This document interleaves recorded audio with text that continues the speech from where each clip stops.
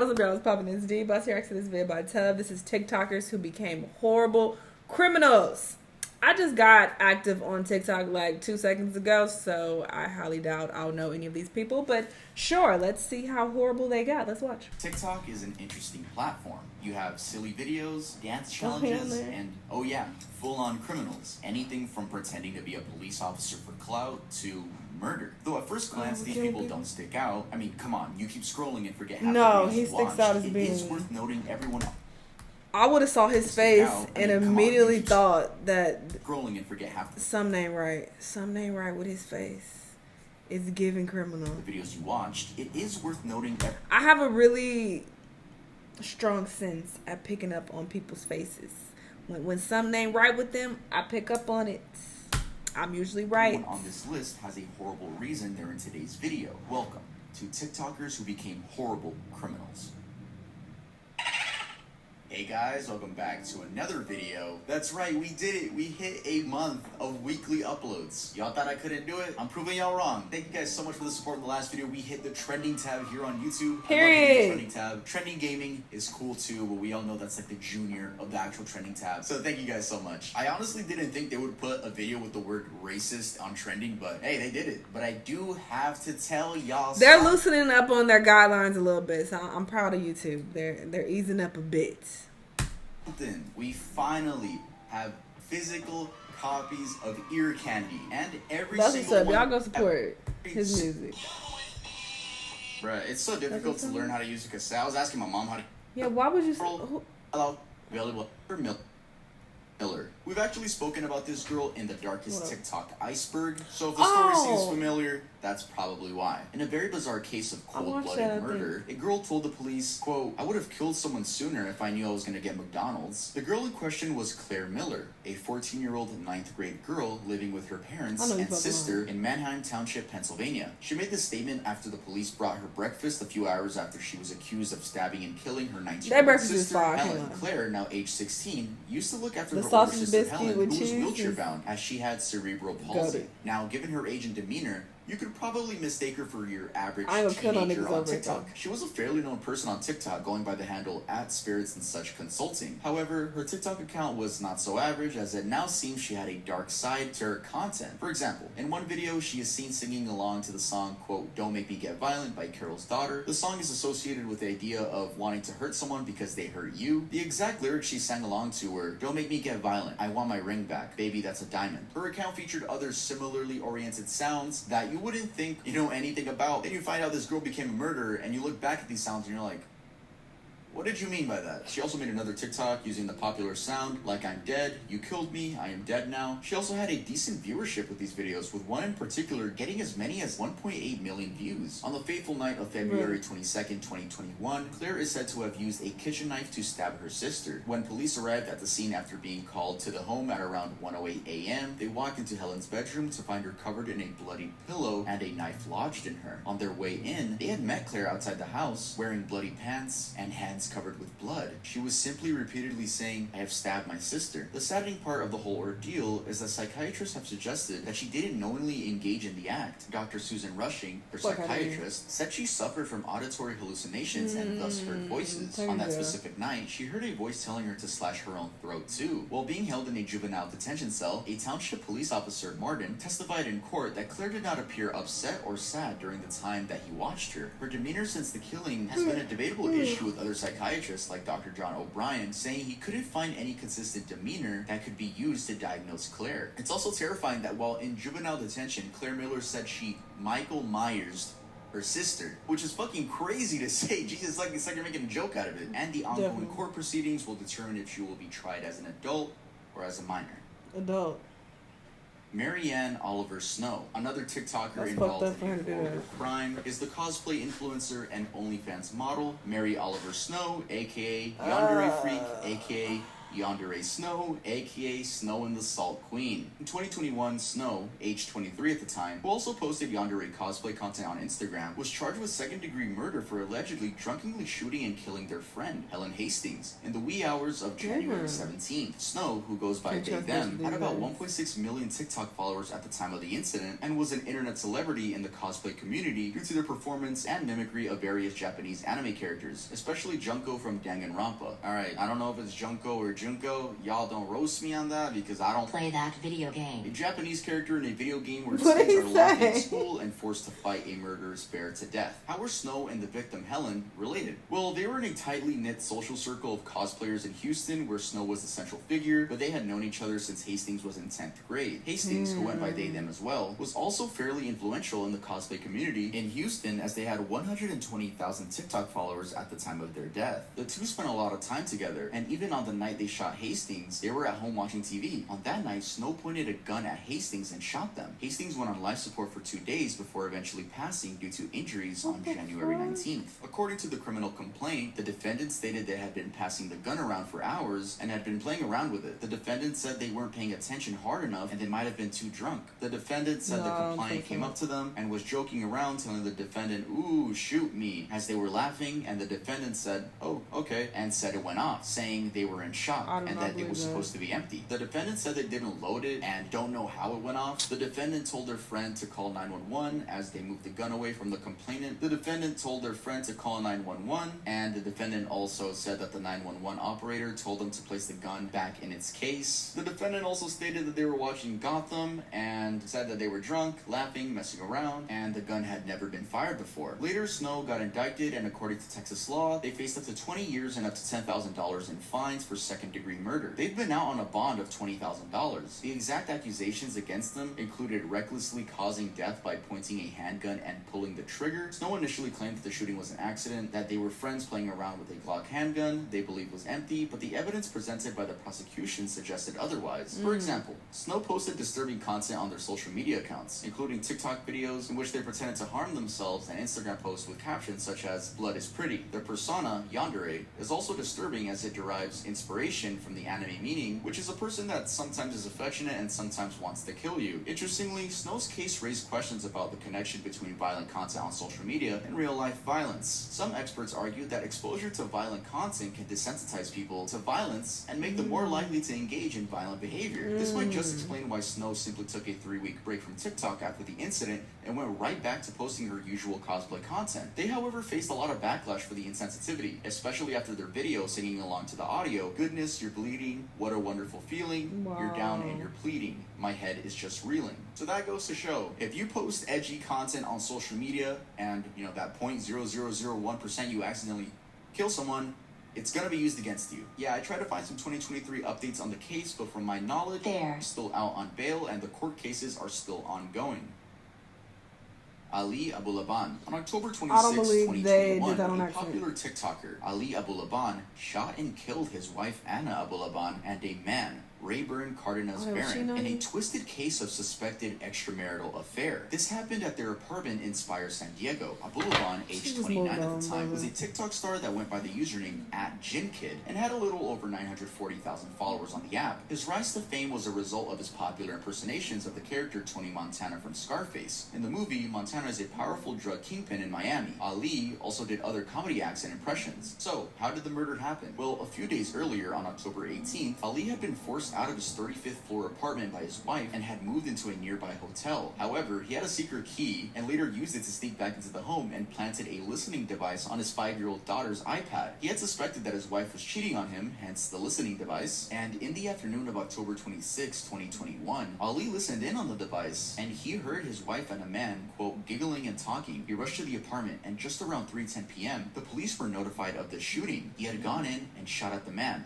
29-year-old Barron, 3 times before shooting his wife, 28-year-old Anna, once in the head. Both died at the scene. Ali then took off and went to pick up his daughter from school. Afterward, he called his mother to confess killing his wife and then called the police. He was arrested while traveling on the eastbound highway about 45 minutes later with his daughter in the vehicle. The prosecution claims that Ali was motivated by jealousy and a desire to control his wife. He pleaded not guilty to the charges, and his defense team argued that the prosecution's case was based on circumstantial evidence. The defense also also argued that Ali's mental state at the time of the killings was impaired by the use of cannabis, which may have affected his perception of events.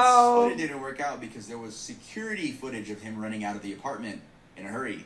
In addition, San Diego's deputy DA Terrell Hannah reported that when Ali picked up his daughter from school, he was still carrying the murder weapon. The judge on the case ordered that he be held in prison without bail.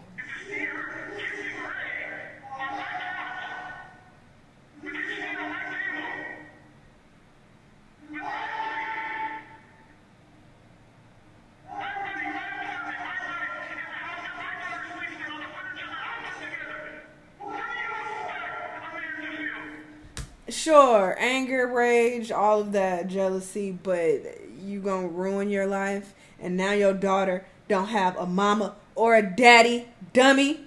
You gotta just let people go and move on. But, you about to regret this doing this for the rest of your life. It's not worth it. Just divorce her and move on with your life. You could have went on and found love, true love with somebody else and lived on to have a happy life. But now you're sitting in jail for the rest of your life. Yes, nigga. Prosecutors say Mahek Bukhari. This next incident takes us to Leicestershire, where a terrible road crash led to the 22-year-old TikTok star Maybe Vlogs facing potential jail time for murder. Real name Mahek Bukhari, Maybe Vlogs is a well-known fashion influencer and equally outspoken Palestine supporter in the UK with about 128,000 TikTok followers and about 3.2 million likes. What did she do? Well, alongside her 45-year-old mother and 21-year-old friend, she is accused of having run two young men off the road and thus leading to their death. According to the police reports, on February 11th, 2022, at around 1:35 a.m., the three women, Maybe, her mom, and a friend, rammed into the vehicle that the young men were in, forcing it off the road on the A46 near the Six Hills Junction in Leicestershire. They had apparently been in a high-speed chase beforehand. The vehicle that the two young men were in was ripped into two pieces, killing them instantly. It's suspected that more than two vehicles were involved in the crime, and so an additional two men have been charged in the case since a gray Audi TT and a blue Seat Leo were captured going at equally high speeds near the collision at the time of the incident. It's not said, but it can be assumed that the girl was racing the other car with the other people that got charged as well. Though I don't know why you would be in a car racing with your mother next to you. Right.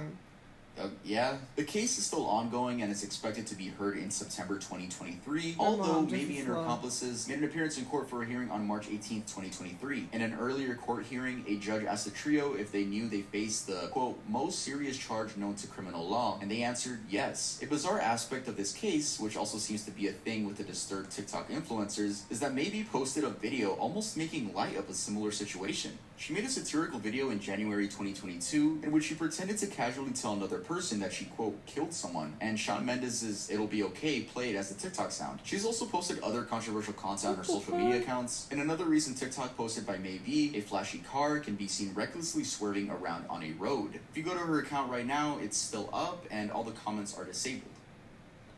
Give her life. Herron. This is another person we talked about in The Darkest TikTok Iceberg. By the way, you should watch that if you haven't. This next crime is interesting because the TikTok influencer behind it got even more famous and amassed new fans after it happened. The person of interest here is Herron, a TikTok star that was known for illegal street racing and his general love for cars. Aged 18 years old at the time, Herron got on the wrong side of the law after running over a mother, Jessica Reisinger Rubinal, 24 years old, and her daughter, who was just 21 months old. The accident happened on Bayshore Boulevard in Tampa, Florida, where Herron raced a friend who was 17 at the time. Herron had just gotten a new Ford Mustang GT as a gift from his parents, and as he was driving, he pulled up next to his friend at a stoplight. When it was their turn to go, they rapidly accelerated, and unfortunately... I'm not even sure if I reacted to that video, though, to be honest. Maybe I did, maybe I didn't. I don't recall. Herron lost control of his car. I feel like I would remember these eyes. Jessica, who was pushing her baby on a stroller on the waterfront sidewalk. The vehicle's diagnostics after the accident show the Mustang was doing 102 miles per hour before trying to brake.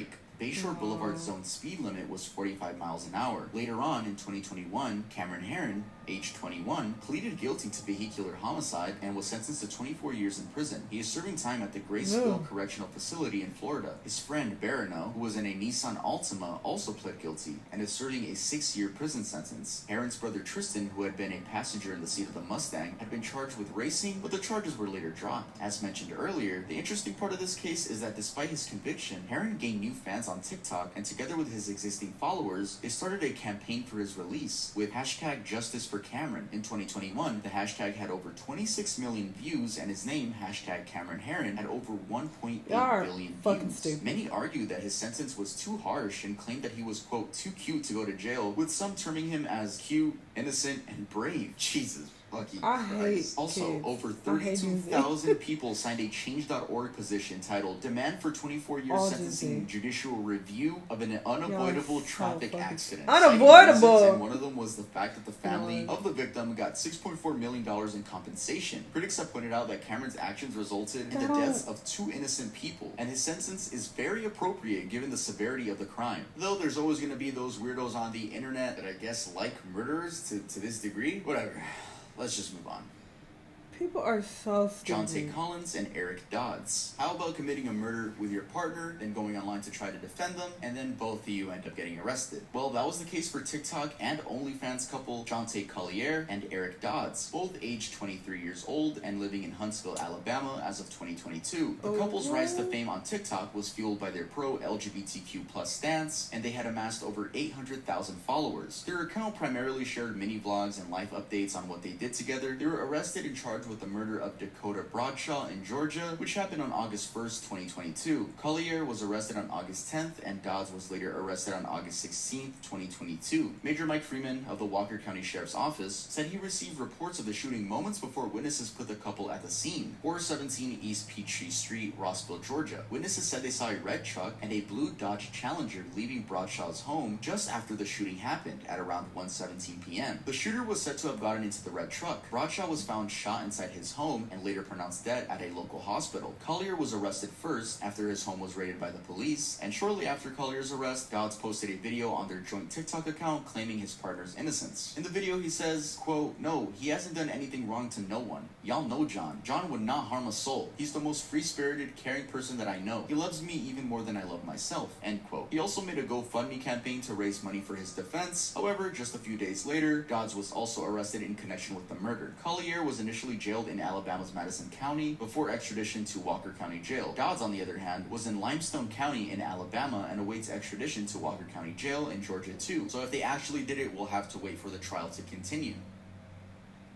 Chosen Terrell Hannah. Now, this was an interesting case where the dude got caught for robberies because he was wearing the same shoes he wore during the robbery on his TikTok account, or customs.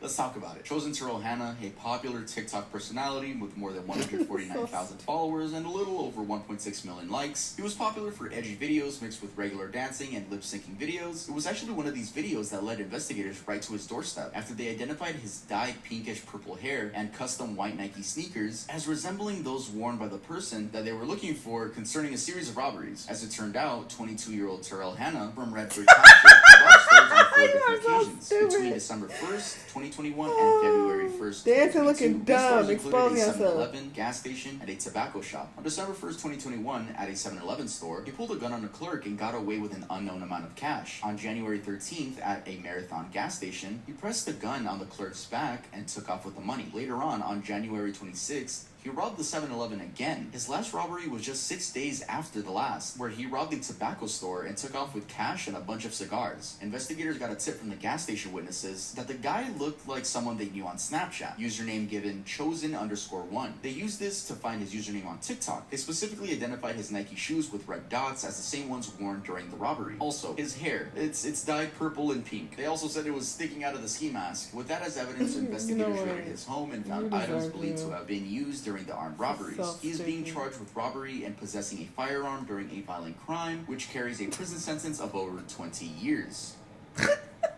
So so Haneen fucking Hossam, idiotic. an Egyptian TikTok star named Haneen Hossam, was arrested and sentenced in 2022 on human trafficking charges. Though this case is controversial, and you'll see why. Hossam at the time was a student and dabbled as a social media influencer, having over 1.3 million followers on TikTok. She was convicted despite her crime being one that sparked the interest of human rights activists. The activists argued that the charges were part of a crackdown on female social media influencers in Egypt, which was, quote, absurd, as these influencers were doing just what other influencers do every day. Hossam, alongside 11 other female social media influencers, was part of a crackdown by Egyptian authorities for making content that, quote, violated the family principles and values upheld by Egyptian society. In her videos, she had been encouraging girls that were over 18 to post videos of themselves on a video sharing platform Likey, where she said they could make money by going live. In one specific video, she told her followers that they could make over $3,000 by doing live broadcasts, but the authorities interpreted this as encouraging illicit online sex. She denied the charges, explaining that, quote, I've never said anything bad in my videos. I never said I wanted girls to do inappropriate things to earn money. I said respectable girls could earn money on social media, end quote. She was initially sentenced to 10 years in prison, but after global outrage from activists, her sentence was reduced to 3 years and a fine of $10,740. I'd like to read this tweet from My El Sadani. What does it mean for an Egyptian court to convict TikTok influencers Haneen Hossam and Mawada Al-Adam on human trafficking charges? It means they're criminalizing what influencers globally do every day when they invite others to work with them and monetize TikTok activity. I don't know, she was paid by Likey to promote their service, but it reminds me of when influencers were being paid to move to Triller. Do you guys remember that? That failed app which people only use to make snippets for songs now. It seems like Likey paid her. Again, this is no confirming, but it just reminded me of the situation, and I'm only connecting it. Maybe Likey probably paid her to promote the service, and then she was like, hey yo, you girls could probably make money over there by going live. It says here she said she was talking about 18-year-old girls, but when we're talking about something that violates the family principles and values upheld by Egyptian society, that being a law, I think there's a lot of stuff that falls under that if the Egyptian, law just doesn't see eye to eye with you on it, they're gonna take you to jail. But again, I don't want to talk too much about religion, but as of today, yes, she is serving time in prison. Damn. Rail Simmons. Our last TikToker is Rail Simmons, a fairly influential Minnesota man who decided to impersonate a federal officer to his 10,000 TikTok followers. Aged 53, Rail Simmons from southern Minnesota was sentenced to 6 years in prison for pretending to be a federal officer on TikTok. He made a TikTok profile under the username Ray Reeves and presented himself as a federal agent to his followers. In the videos, he displayed and wore law enforcement gear, as well as showcased guns and badges, despite never being employed by the U.S. Department of Homeland Security or sworn in as a law enforcement officer. His crafty scheme seemed to thrive as he gained more followers and only got stopped once a woman he dated tipped the police. After his home was raided, the investigators found a lot of deadly weapons: 8 firearms, a blasting cap, a detonating cord, assault rifles, silencers, and thousands of rounds of ammunition that were mostly unregistered. He also had body armor, badges, emblems, and documents to aid his fake persona. It was also surprising that he had a conviction in Colorado and thus was legally not allowed to possess any of the weaponry found at his home. He was charged with the impersonation and unlawful possession of firearms. He pleaded guilty to both charges and was sentenced to 6 years in prison and 3 years of supervised release. He got sentenced in 2022, which means he will be out in 2028 for pretending to be a police officer for clout points. That's a new one, guys. I had never heard of that. I've heard of impersonating maybe a US Marine. I never heard of fucking impersonating a police officer. This one's definitely gonna fall under things I never thought I would have to research. No, I was about to say, remind me of that little black boy. That little black boy years ago who was trying to claim he was a doctor. He had patients and everything. I'm just laughing because I'm recalling that picture of him. That shit was hilarious. Who would think this nigga was an actual doctor? That shit was so funny. The memes created around that. Oh, hilarious. People are fucking stupid. Why would you do that? Why would you do that? You know that's against the law. You know you're gonna get time. People gonna find out you're not an actual. Why would it's just stupid? But these other people though who went on to do actual horrible crimes, it's wild that their TikTok accounts are still up. I think he said that most of their accounts are still up, so you can go and like look at the type of content that they put up. It's like you get insight into their psyche, like that cosplay chick. That's really odd and creepy. And for her to claim that it was an accident, lies. Put her under the jail. Anyway, interesting video. Y'all let me know what y'all think. Let me know what other videos you're going to watch, and I'll see y'all on the next time. Bye!